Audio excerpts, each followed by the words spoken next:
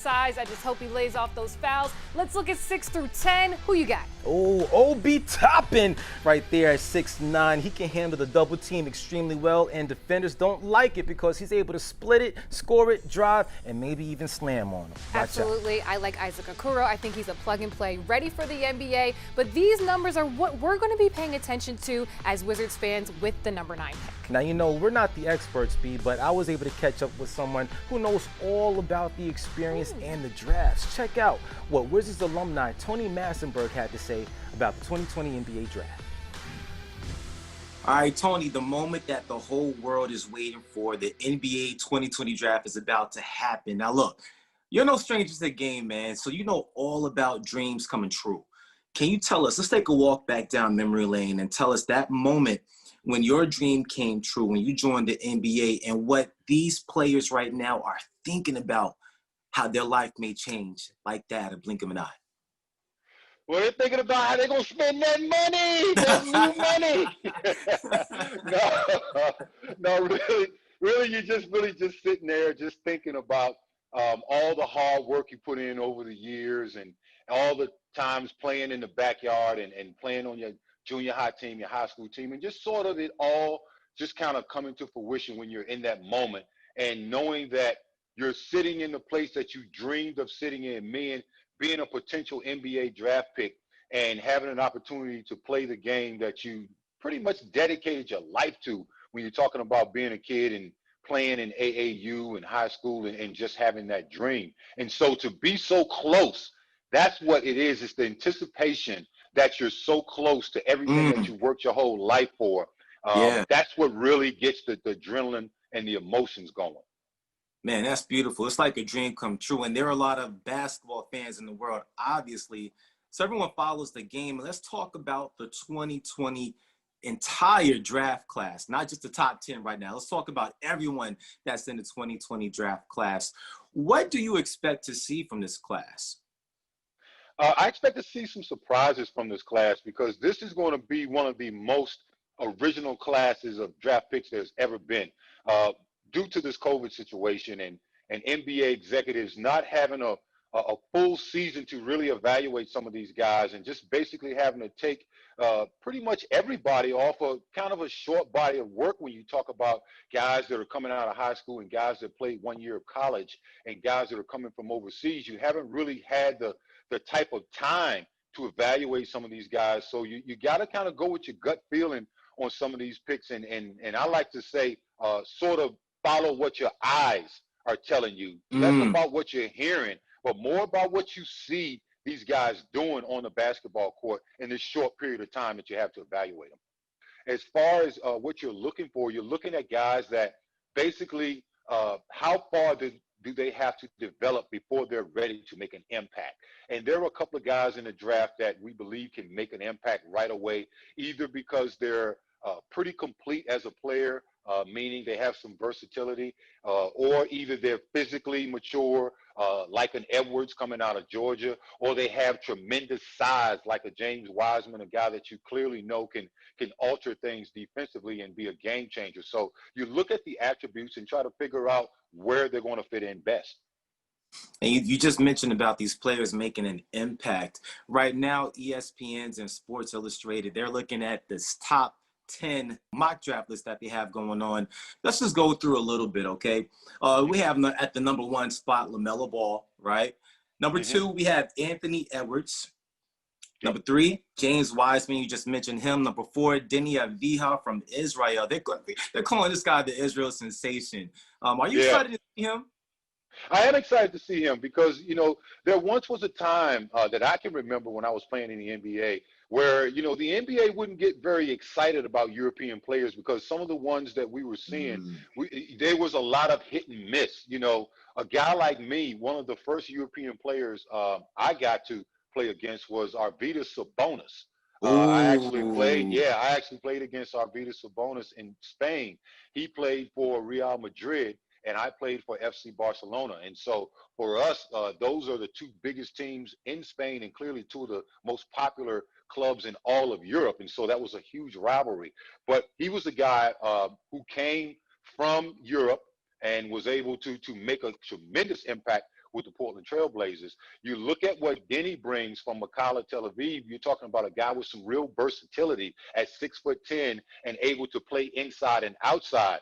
That's what's attractive to me, because when I'm looking at him, I'm seeing that new age type of player that, again, positionless guy, can handle the basketball, can shoot from three, can also take smaller players down on the box. So he's been rated by a lot of polls as the most versatile guy in this draft. And again, a guy that expects to make an impact right away. So do you think there's going to be any movement within this top 10 list, or you think it will be the way it is structured according to ESPN and Sports Illustrated?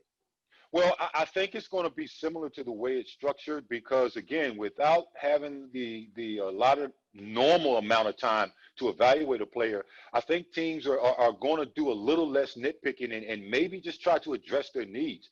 And so when you look at the way the ESPN ranking is structured, every team that's drafted in the top 5, that guy addresses a need. So do you think positionless basketball is what scouts are looking for? They want someone who can, if they need to, operate at all positions, if they have the size. I'm sure it is, because what happens is that allows you to do so much more, not just offensively, but defensively. You see a lot of teams switching, on the defensive side of the basketball now, much more than we did as players. We were switching situations where now when you look at the game, if they have the right people on the floor, they're able to switch at all 5 positions. And so any team that's able to do that automatically gains an advantage, because you're never able to be exposed defensively. So clearly, when you're looking at a prospect, the more versatility he has, the more value he has, because you can use him in any situations. He's not just a specialist. He's a guy that you don't have to substitute out at any point of the game. And so that allows you to really, I think, develop better continuity when everybody can handle the basketball, when everybody can shoot a three. And there are no guys that you look at and say, oh, I can't pass it to him right now because we need a three. When you can do that with all 5 guys, that's a real plus. That's a real plus. And look, there you have it, Tony. Thank you so much for your time and energy today, man, giving us your expertise in the NBA 2020 draft. And once again, these are just the predictions from ESPN and Sports Illustrated. That time is about to happen, where we're going to find out who will be joining the Wizards family. Tony, once again, thank you again. Much appreciated. Thanks for having me. Thank you so much, Tony. We appreciate your insight, and what an honor for you to talk to another Maryland Terp like myself. Yeah, it was an honor to talk to Tony about the game, and it was like a full Wikipedia of basketball knowledge right there in front of me. So definitely an honor to catch up with Tony Massenburg. I mean, there's endless stories, endless superstars in the top 10, but tonight we are focused on number 9. Number 9 is our lucky number. That's our Wizards pick. And over the years, there have been some amazing people to come out of that sweet spot at number 9. Let's check out some notable 9s. Let's start with the 2 best players picked at number 9. First up, it's none other than Dirk Nowitzki. Drafted by Dallas back in 1998, he's the 6th leading scorer in NBA history, a 14-time NBA All-Star, the 2007 NBA MVP, and a world champion in 2011. Yeah, I'd say his career panned out pretty well. On to the NBA Hall of Famer Tracy McGrady, picked up 9th by Toronto in 1997. He's next on our list. And if you forgot just how good McGrady was, he led his 03 Magic team in scoring, averaging 32 points per game, and also led in rebounding, assists, blocks, and steals. Yeah, this is also that guy who scored 13 points in just 33 seconds. You know what I'm talking about. T-Mac was magnificent. How about 3 more All-Star selections picked at that 9 spot? The 2003 Rookie of the Year, Amari Stoudemire, the 2015 Finals MVP, Andre Iguodala, and the 4-time All-Star, DeMar DeRozan. They all enter our list, each with impressive resumes of their own. Now let's sprinkle in some local flavor. We got Georgetown's own Mike Sweetney, selected 9th by the Knicks in 2003. 2 former Bullets, Tom McMillan, the Terp, like me, shout out University of Maryland. He was drafted by Buffalo way back in 1974, and Tom Hammonds, drafted by the home team in 1989. And for our last, Notable 9, you gotta give it to our guy, drafted just last season. Ooh, I'm so excited. The Japanese jumpman, Rui Hachimura. That's right. He wrapped up his rookie year with all-rookie second-team honors, setting the bar for our 9th pick in this 2020 draft. No pressure to whoever's next.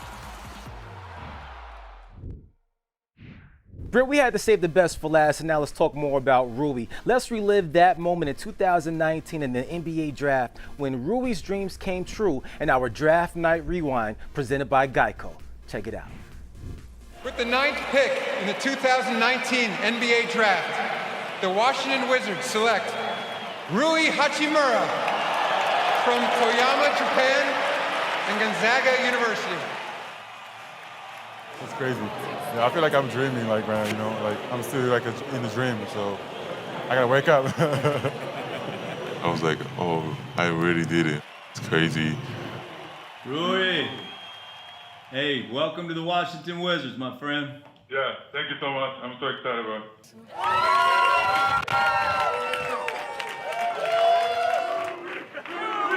Hey, what's up, fan? Thanks for the great welcome. I'm so excited being here. Go Wizards. Rui is such an amazing superstar, not just in D.C., but worldwide. He's a Japanese jumpman. I could talk about Rui all day. I'm just so proud of him for surviving really the longest rookie season ever. I wonder what he went through. I'm so excited to get into it with Rui One-on-One with Zach Akuma, presented by Geico. Check it out. Okay, well, let's dive right in. So draft day 2019, if you can jog your memory, what was that day like for you? If I try to describe it in one word, I would say it was the craziest day ever in my life. I remember I got there like 3 days before. Have to do a lot of media stuff, my sponsor stuff, and I have to go to a lot of events. And then my family got there, whole my family got there.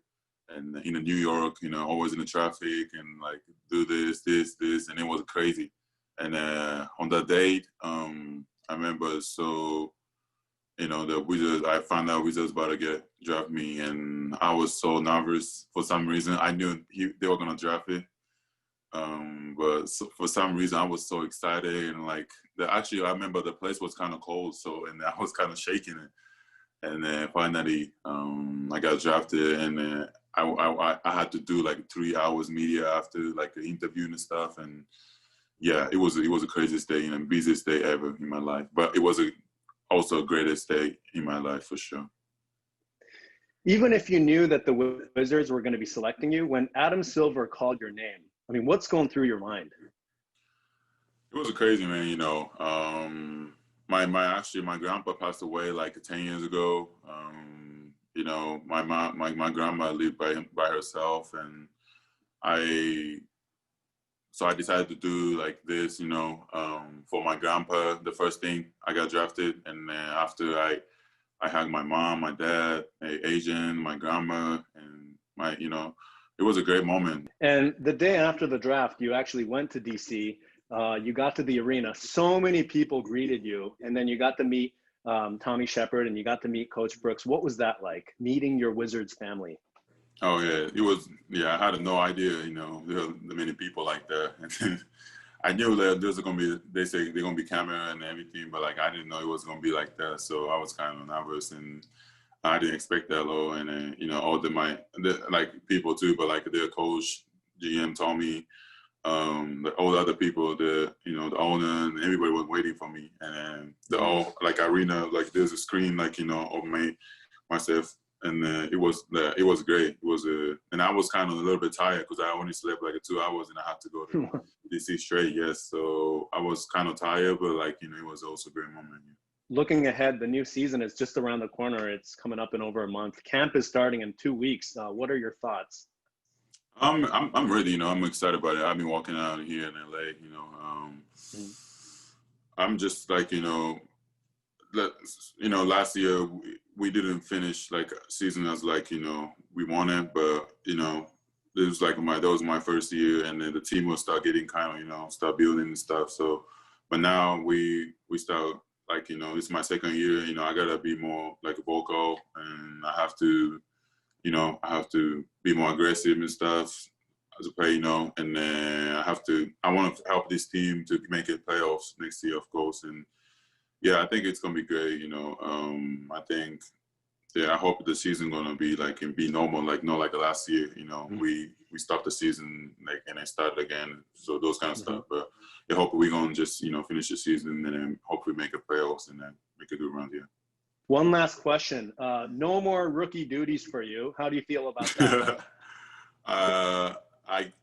I guess so. I mean, if we didn't get any rookies, no. I mean, I have to do the rookie duty again. But yeah, hopefully, you know, we draft somebody, and then But me, I have to teach, like, you know, now how to do it and stuff. You know what they have to do.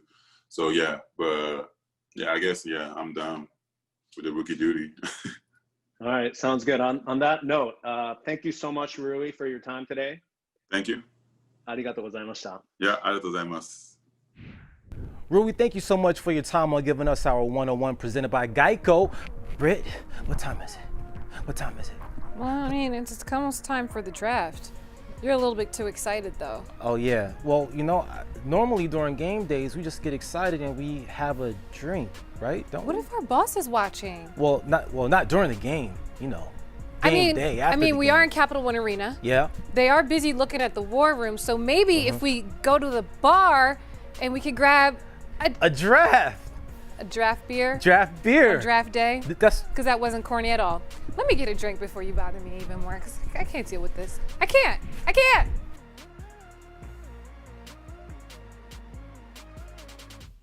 Oh. Wow.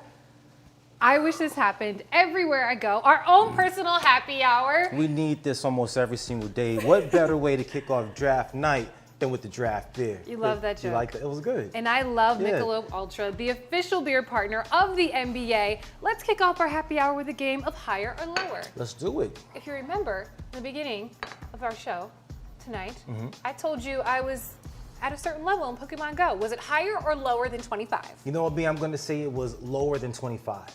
Don't shade me. I am progressing every day. I am at level 30. Well, B, not really adults don't play Pokemon, you know, so it's kind of... Yes, we do. Yeah. I'm an adult. All right. Well, I got a question for you. How many push-ups do you think I can do, higher or lower than 25? Higher. You're a beast in the gym. Oh, thank you, But you have to prove it. You got to toast. Huh? Prove it. Right now, prove it. To me and all of DC family, prove that you can do more than 25. Right now? Yes, right now. Get to work. While I enjoy my Michelob Ultra. And let's play higher or lower with a member of the DC family. Melvin, where are you? Higher or lower presented by Michelob Ultra. Keep going, Dennis.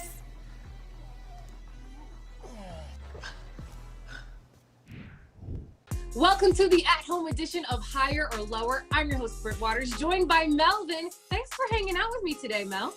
Oh, thanks for inviting me. We're going to test your skills about NBA draft knowledge. Now remember, a higher draft pick tends to be a lower number. But can I ask you a personal question first? Yes, you may.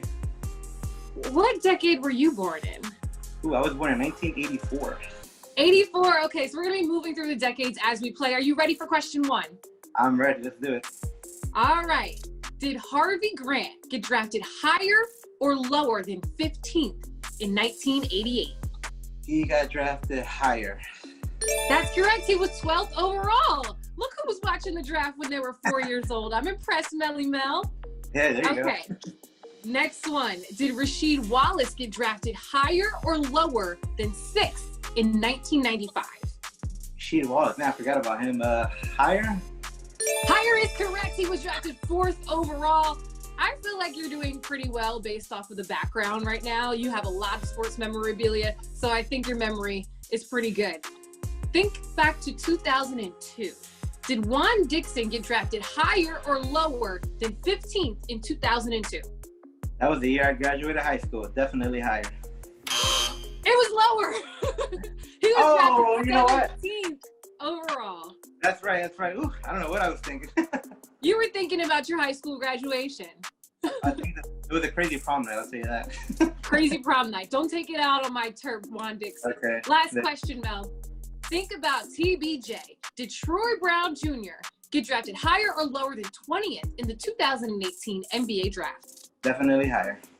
Definitely higher. He was drafted 15th overall. Thank thank you so much for playing. You're a winner, Mel. Thank you so much. Thank you for inviting me. Appreciate it. Go I with it. appreciate you representing the district from home and being a part of our DC family. I'll catch you next time. Higher or lower, one of my favorite games, and Melvin did so well. He's got the sports knowledge and good memory. He remembers his prom. Who remembers their prom? You know what, Britt? I remember mine. Okay. I was dressed like a gold bar. I had a gold jacket, gold pants, and gold shoes. When I stepped on the floor, everybody knew who I was. They said, gold, gold, gold, instead of go, go, go. Can like we that? verify the story with anyone? No, can it's a someone fact. please verify? Yeah, no. Okay, gold suits must have been cool in 1950 when you were at prom. But let's talk about draft night fashion. It gets pretty interesting. This is their first time in the spotlight, so they gotta be fresh. Let's check out Draft Day Drip, presented by Geico. And let's start with the swaggy Japanese jumpman, Rui Hachimura himself. I love the way he incorporated color and a bow tie. That's a risk, and I think it paid off here. I give it an A+. I give it swag, I give it smooth, that pastel color with the blue touch in the jacket. You gotta go that route. Definitely an A+++. Oh, don't forget the ice. You see that watch? Ooh, He knows Drip. what time it is. Drip, presented by Geico. All right, let's see who's next. Mo Wagner. Gotta pay homage to where you started and where you're at.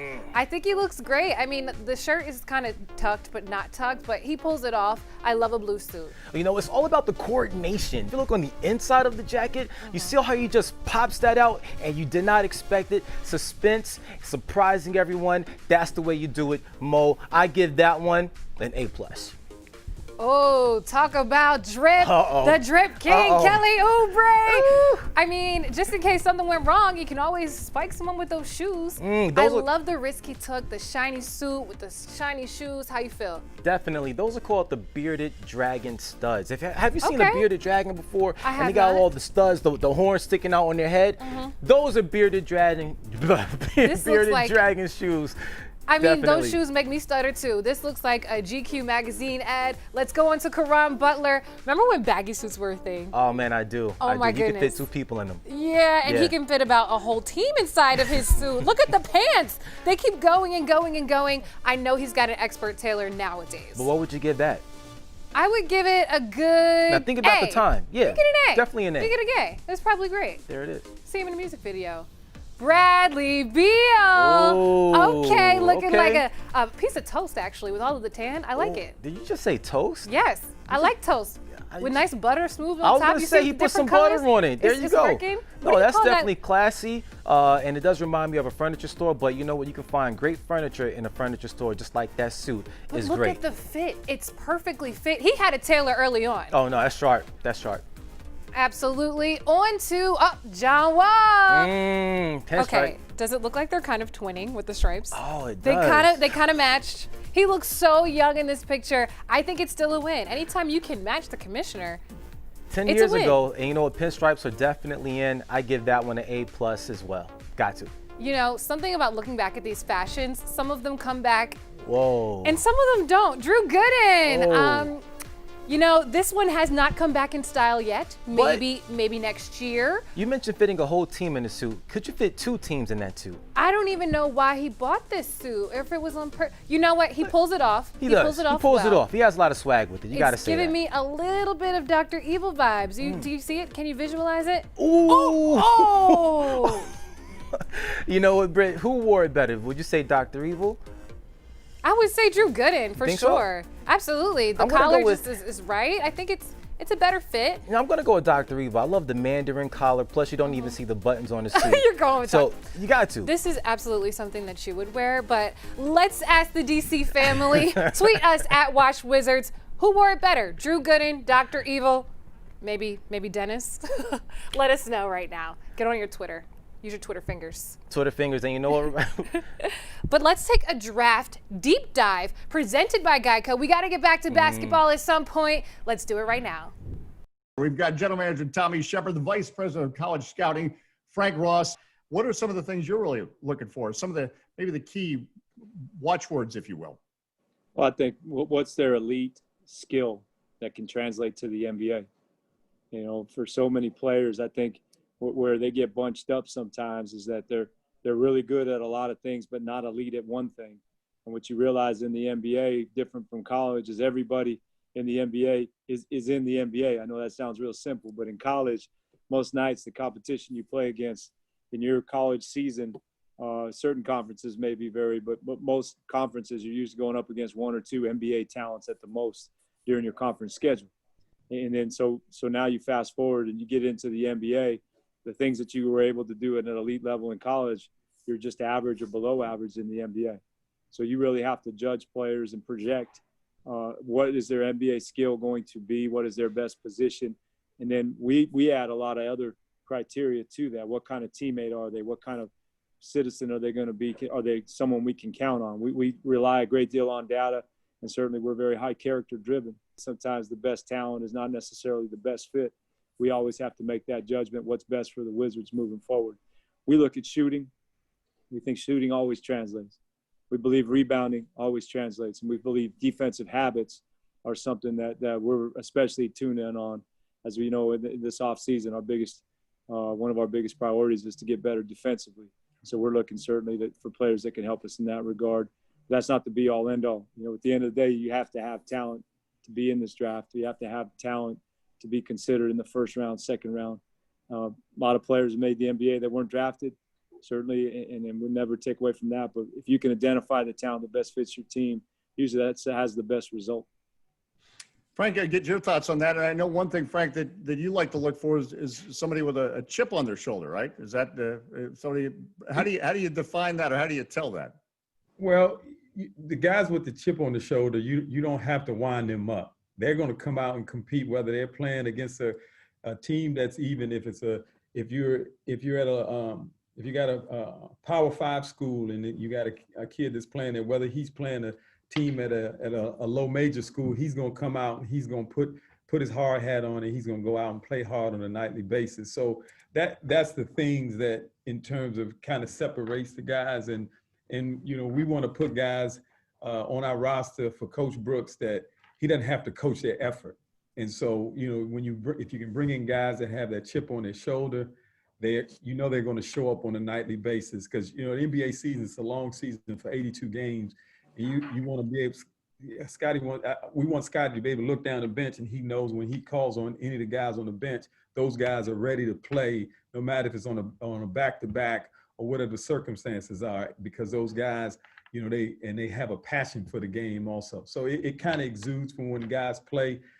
As I said, you go watch a guy that's playing at a Power 5 and he's playing at a low major school, playing against a low major school, and he's still going out and he's playing just as hard if he was playing one of the rivals in his Power 5 conference. And we're getting closer to the draft tonight. The energy in the draft room, and I've been privileged to be in there. People will think when you stayed and you didn't change picks and the trade wasn't made, it was all quiet in there. Every time I've been in that draft room, and Frank, you're smiling, the phone doesn't stop ringing. Teams are calling. Guys, just talk about your experiences on draft night. I think people really are curious what that is like. And the closer it gets to pick, I've seen, guys with both phones going and still the old-fashioned phones going. Well, I think you certainly laid it out perfectly, Dave, that night can be pandemonium if you allow it to be. What we like to do here is put in all our prep work, everything. So that night is one of the calmest out there. We have a lot of our, what we would say internally, these are our pre-agreements before the draft. These are some deals that we would do if they were offered. Here's some players if they were offered. These are guys that we would look at, or future picks or whatnot. We have a lot of stuff that's kind of prearranged. These are things that we would definitely pursue. You got to be really careful of those people that like to call like 2 picks before you're on the clock, because it could really distract you. So you have to know what a good deal is automatically. If someone calls you, what's our criteria? Is it a future pick, a young player? Always try to get that prospect. What's their contract status or whatever. But honestly, we're really excited about the direction of our current roster and where we're headed to. And it would take an awful lot for us to change everything midstream. We're really excited about what's ahead of us. It's a good environment. It's just because it's fun. It's a fun time. This is what all is. We all have been traveling and staying away from our families for the whole year to get to this one day to do the draft, and then we we get right back to it. So it's the fun part of the year. It's like that's the nirvana of the scouting world. You know what, B? It doesn't matter who comes to DC. What better way to welcome them to DC with our Welcome to DC presented by Geico. Geico, you can save even more by bundling your home and car insurance. And I'll take the lead on this one. I'm a DC resident. I live in Ward 6 out in Southeast. Ooh, I like if you how you said want that. conversation, if you want culture, if you want good food, you have to go to a DC staple. Over on East Capitol and Northeast, the shrimp boat. Whoever we draft has to go to the shrimp boat. Well, I'm allergic to shrimp, so They yeah, got just be chicken and careful. waffles. Oh. They got whatever you want. The shrimp boat has it. If you're ordering food, maybe do Wise Guy. I love pizza. They got locations all over the city. But let's talk sights. Riding around DC. And, you know, turn your radio down when you get in Shaw because you're going to be in Chuck Brown Way and you'll be hearing go-go music blasted through the streets. It's a feeling that you have to have. I love go-go music and I love to beat my feet. But now if I want to see a nice mural and eat some chili, what about Ben's Chili Bowl? Ben's Chili Bowl is awesome, and the mural is ever-changing. It's super colorful, and also, as soon as you get here, you got to share your experience with the world. That's the best mural to take a nice Instagram pic in front of. You know? And speaking of Instagram, this guy has over 3 million followers. I'm talking about Pusha T. And you know what he said? He wanted to invite our newest draftee into DC with his top recommendations. Check out where he loves to go whenever he's in the DMV. This is Pusha T. Here's a few of my favorite places in the DMV. The DMV has always been known for having fly fashion. Check out clothing stores Ama Meniere, Somewhere DC, and a local favorite, the museum. If you're looking for food, you gotta come by my spot, Kitsuin on 8th Street. Ramen bar, hookah lounge, and one of the best weekend brunches in the DMV. Now, if you're entertaining family and friends and they need a place to stay, you might wanna put them at the Line DC Hotel or the Eaton Hotel. Being new to the area, we gotta start with the nightlife. One of my favorite places to go is La Vie, overlooking the wharf. A huge thank you to the homie Pusha T for giving us some places to check out, places to dine, and you know what? That La Vie waterfront spot, it seems like I'll be there during the season along with our new draftee. Yeah, it's gonna be awesome. I actually have to take you to Kitsuin. Oh yeah? There's this matcha entree on the brunch menu.